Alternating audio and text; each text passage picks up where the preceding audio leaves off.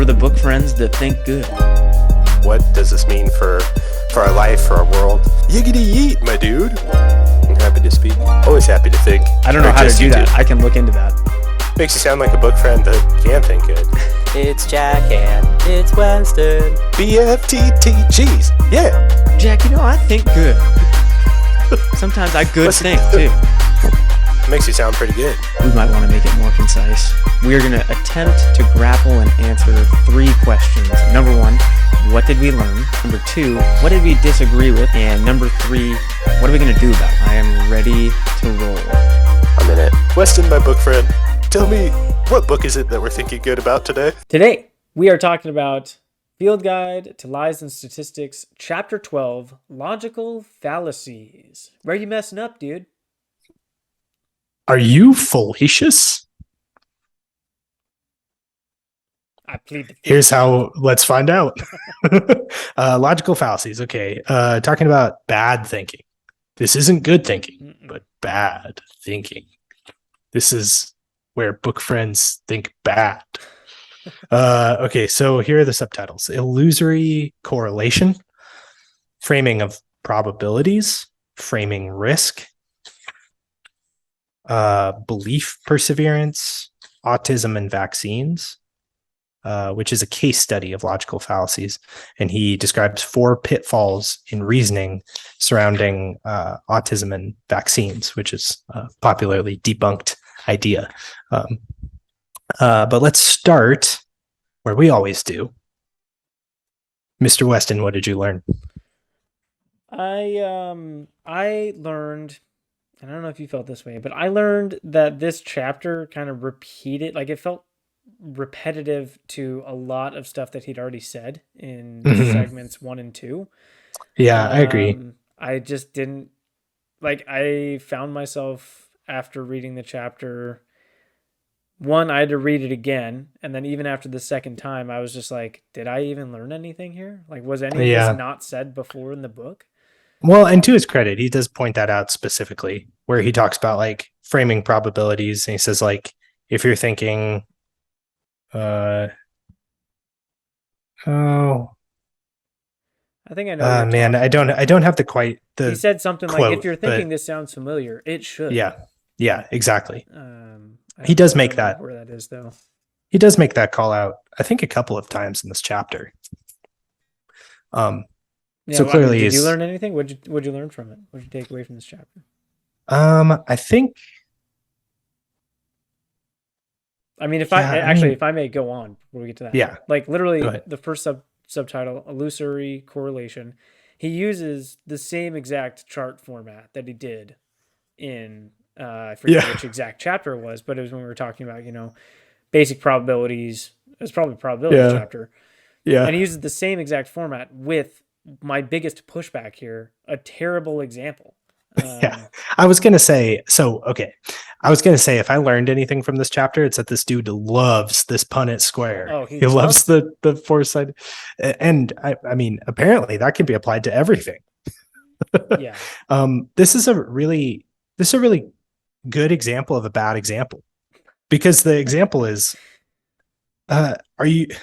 when your friend phones you just as you're thinking of them, that kind of coincidence is so surprising your brain registers it. What it doesn't do a good job of is registering all the times you didn't think of someone. Now, here's the problem with this example, and I'm sure you would say the same thing. I can't wait. He uses this binary. Was I thinking about them? And then they just phoned. So yes, that happened twice.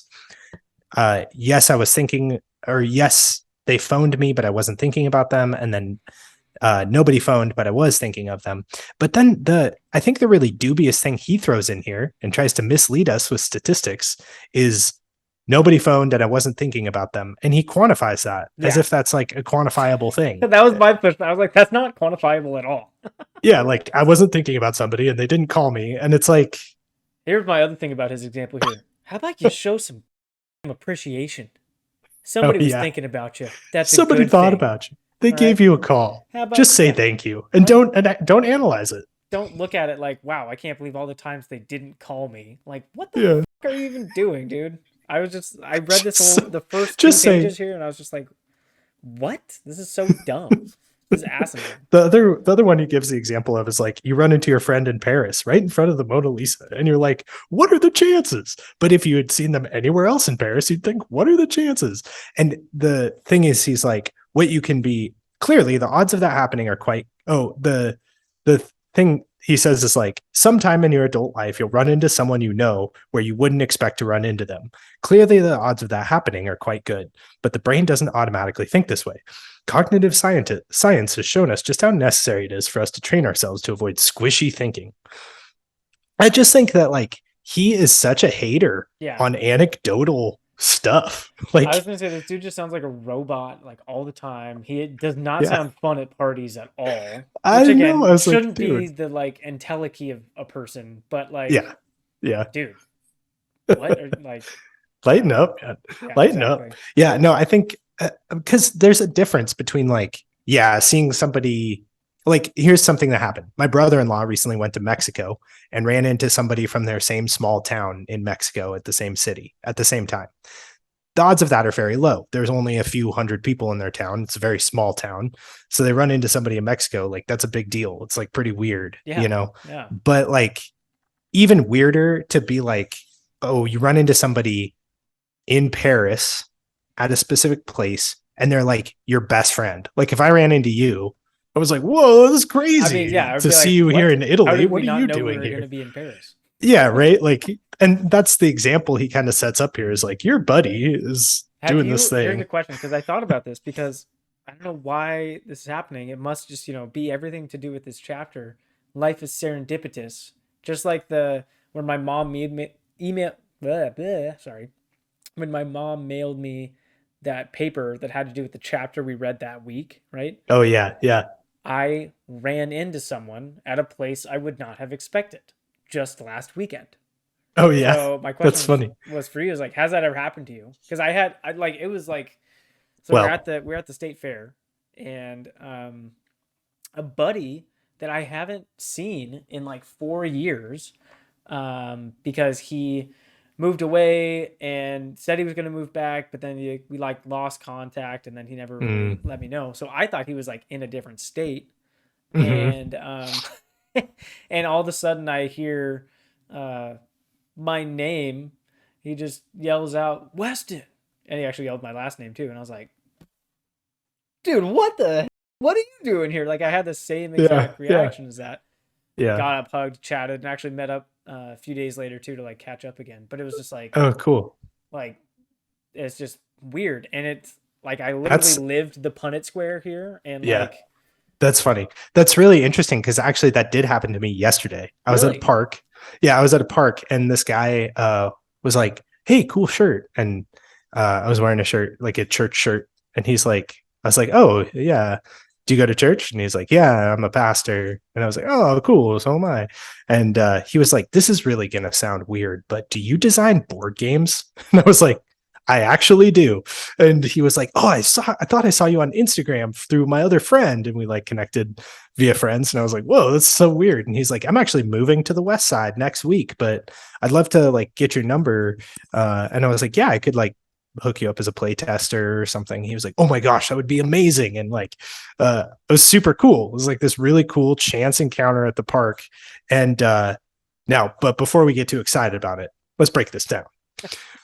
Was I at the park at the same time was I at the park and was someone I didn't expect to see at the park? Yes. Was I at the park, but didn't see someone I didn't expect to see? That also happened in that same time, right? That actually didn't happen this week, so I'm going to give that a 0. So 1-0. That did happen, right? That was my other problem here, because you can say that to literally the same event, right? Oh, yeah. You can run into multiple people at the same time. Yeah, though, that's true. So you could say that, yes, I was there at the park, and yes, I did not run in, or no, I did not run into anyone that was unexpected. Ooh.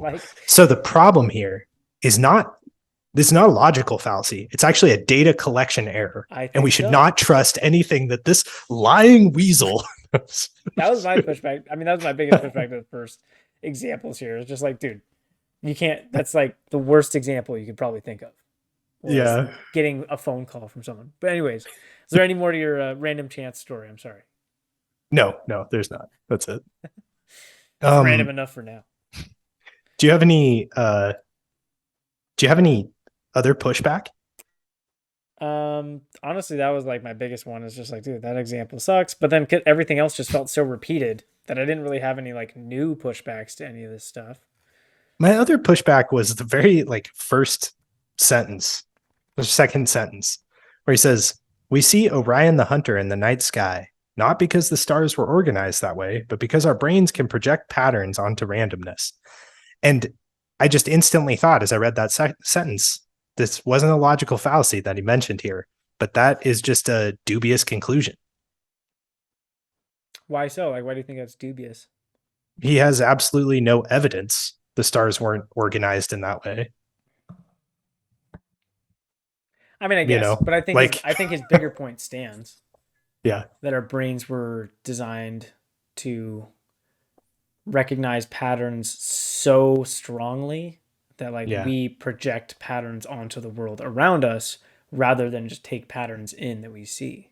sure. Yeah, I think that this falls into one of his fallacies that he does bring up though, which Okay. is the fallacy of belief perseverance, Okay. which I would also call just presumptive conclusions or assumptive conclusions, either way. Okay. But it's just saying, like, oh, because I believe this thing so strongly that there's no inherent order to the universe and that we just create it out of our minds, I'm going to state it as if it's fact. Right? I think that that's a common fallacy I I think see that's in fair. our diet. Yeah. So you're okay, your pushback is to that he's saying it is random, but you don't believe so. Yeah. Yeah. Well, I'm just saying, yeah. I mean, it may very well be, but I'm just saying that it's like not, it's just funny the things that we can be so like critical of. Like but then the things that we're just not critical of. Like we have these assumptions. And I think that that just spells it out right there at the very beginning of this chapter. Like we have a ton of assumptions and we don't, like, it takes another set of eyes sometimes to point out, like, that's actually just an assumption that you're making. Like, you don't have any evidence for that. That's Yeah. just a belief that's persevered in your life. I do think he tends to do that too. Like I did have that thought um about the autism and the vaccines section where Mhm. it just seems like he's so much for science but also not for new discoveries. Like it seems like Mm. he has this strong idea that like we he's too trusting, I guess, is another way I was thinking about it, where he Mm. talks again about the WHO and like other organizations, and I'm like, why do you trust them? Why do you trust the data they give you? Why do you trust what they say more than what other people say? And Yeah, like right. at the end there, like it just seems like he has this belief, or at least he Yeah. portrays it as a belief in this book, of like we've kind of learned everything there is to learn, and we should trust the authorities when they tell us how that works. Yeah. And I don't know. This is not. I just see no reason to fully believe that at this point. Yeah. And I also want to believe that, or if you look back, it's like looking at his framework, then why would anyone challenge our heliocentric version of the way the solar system is set up? Right. Because everyone should have just trusted the authorities at that time. Yeah. But then we learned that that's not the case. Like it just Yeah. seems like he's Well, not, and it's not like, and it wasn't just like one set of authorities too. Right. Like there's and they like had the scientific plenty community. of evidence to support their thinking. They Yeah. had plenty of evidence that supported that we were in a heliocentric galaxy, solar system, whatever, right? Yeah. At the That's time, true. for what they had at Yeah. the time. Like he's acting Yeah. like technology cannot advance. He's acting like we can't learn new things in a lot of these situations. And Yeah, it's also interesting just to like, he talks about cherry picking as like one of the data things, but I think that cherry picking is a logical fallacy too. yeah, And I think it should have been introduced and maybe discussed here, which is like you can pick and choose whichever like authorities, whichever data you want to trust, right? But that is fallacious thinking. Yeah. To say like, oh, well, I trust this organization. It's like what you talked about a couple chapters ago when we were talking about like how he said like, well, a .gov website is always trustworthy. It's Yeah. like, Yeah.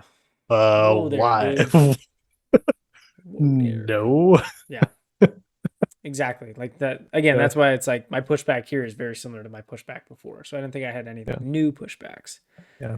Um, So in light of logical fallacies, what does this make you want to do? avoid them.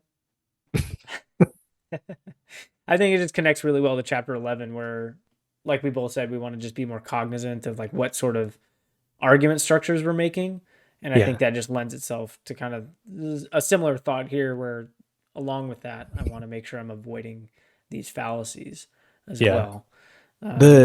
The cynicism or like complaining to me that arises as we read this book sometimes just brings to mind a very important principle to me, which is like, you see the speck in your brother's eye, but do nothing about the log in your own.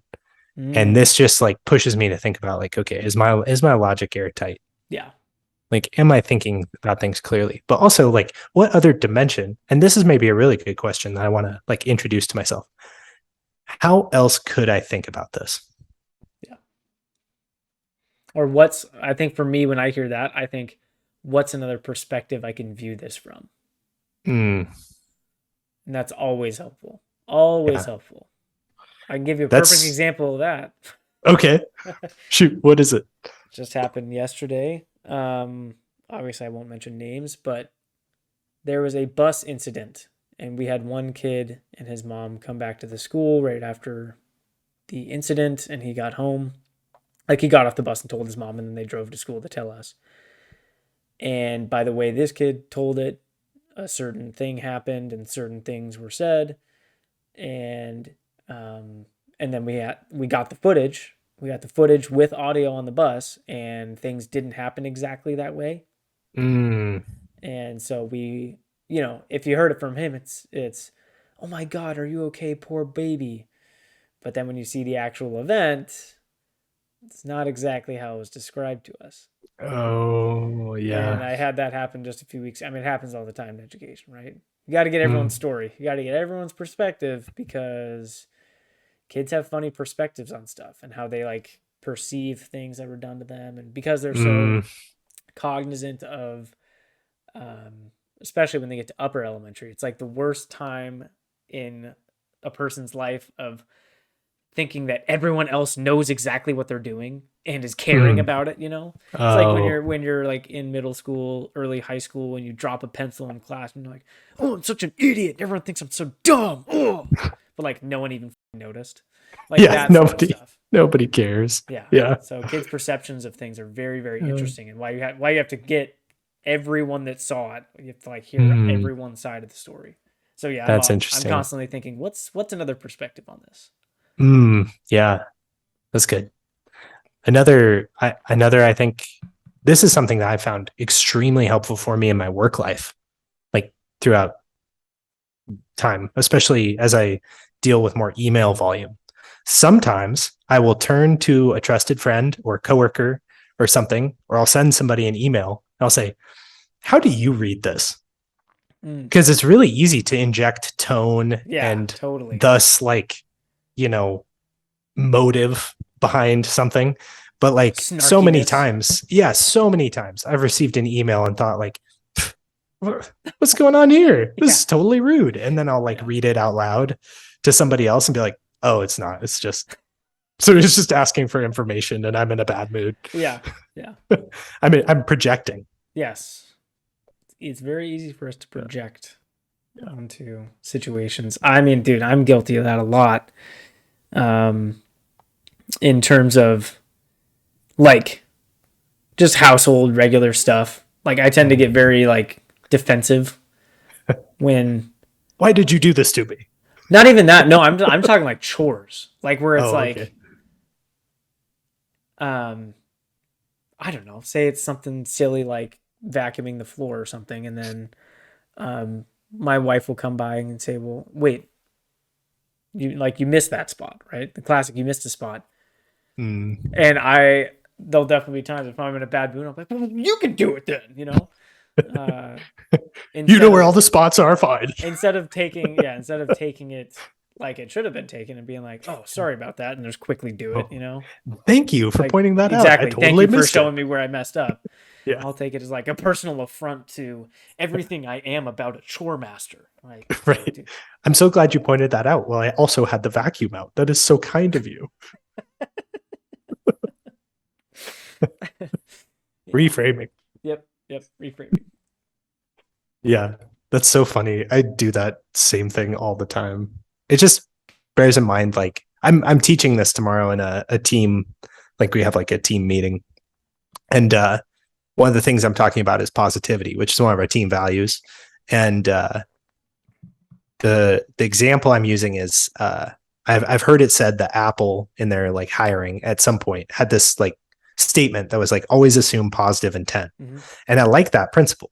Mm-hmm. Like, why is Steve late to work? Oh, it's because he hates his job and he hates me and he's a problem, or is it like lazy? Is it like he was up all night with his kids and he's exhausted, his alarm didn't go off, right? There are a million other ways that you could frame it, and it's all about like what do you choose when you don't have all the information. Yep. And I think like in regards to our own thinking, it helps just to ask like, what's another way I could see this? Like how might someone else see this? Well, and just having that question too, for me, because I tend to be a like perfectionist. It helps slow me down and see potential problems or keep me calm rather than just, the simple example too, early on in my career,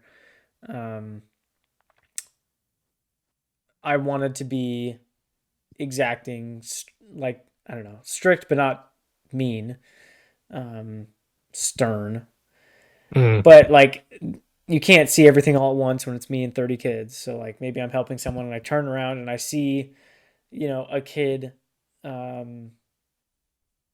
doing something with their pencil, right? And like I might perceive it as like they're messing around with another kid or something.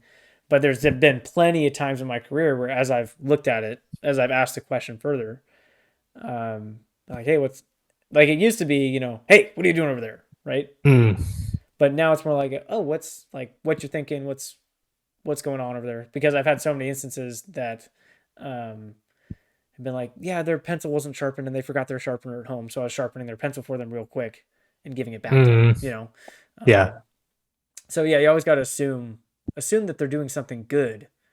Assume innocent until proven guilty is a very, very powerful sentiment to have and to use and to hold in all cases. That is powerful. I found that to be pretty true myself in things like interpersonally, right? Like it's so easy to see between other people, but like hard to see for yourself, right? Like I'll often hear, people talk to me about relational issues and I'll think like, well, did you ask them if that's what they were thinking or is that just an assumption, right? Like, but then I'll do that myself, jump to conclusions or whatever, perceive something as like rude or disrespectful, but that's only because I'm stuck within my way of thinking and my personality.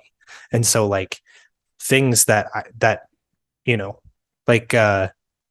like one thing that I've been guilty of before is like talking in class and doodling are both things that I do, but that's largely because I'm a very external processor and an outward thinker, right? So like sometimes, and like often in school, I was like explaining things to people around me, like, or like chatting about a concept that was being talked about in class. And I remember one time I was in a chemistry class and my professor was not excited about me chatting to another student. And she kind of like ripped into me like in the middle of class, like, oh, like too busy chatting, like, like you won't understand these concepts if you don't do this. And the person I was talking to was like, actually, he was explaining to me what you were just explaining. I just didn't get it.